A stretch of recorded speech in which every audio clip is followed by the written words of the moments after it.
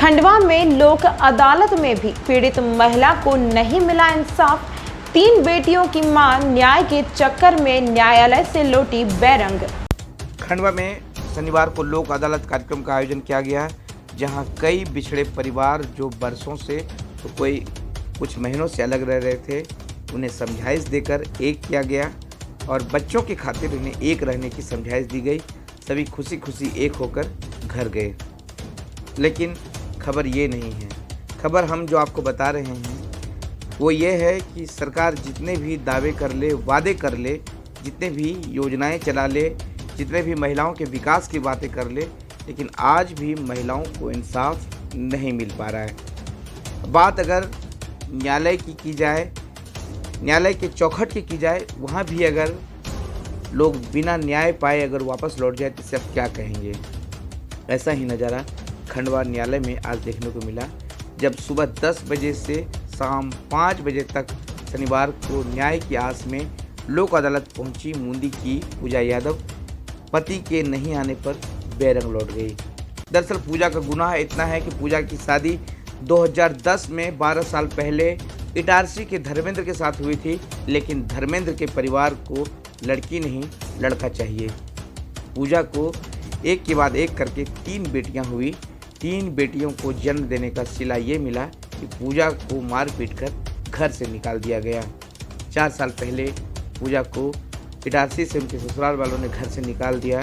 पूजा वापस अपने मैके आ गई और पिछले 4 साल से न्याय की आस में अपने माँ बाप के पास रह रही है और पिछले 2.5 साल से वह लोक अदालत के चक्कर लगा रही है, लेकिन कानून के दरवाजे पर आज तक उसे इंसाफ नहीं मिल पाया।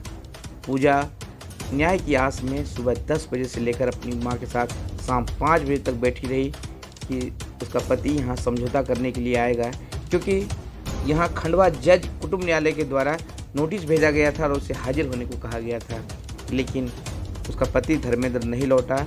लिहाजा न्याय की चौखट, न्याय की दहलीज से पूजा बेरंग लौट गई।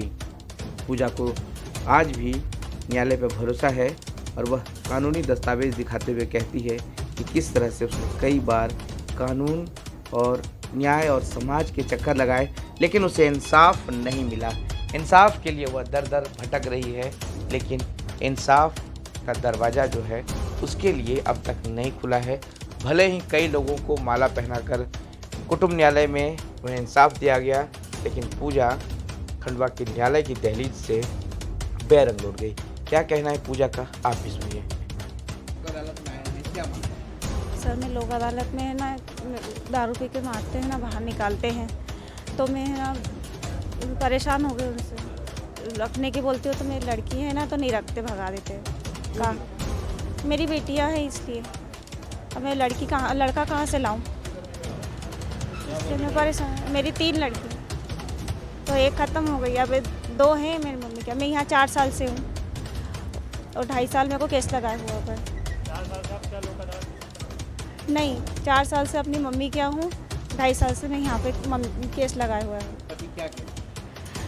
लड़का चाहिए उनको आगे वंश चलाने के लिए। जी हाँ, आज नहीं आए।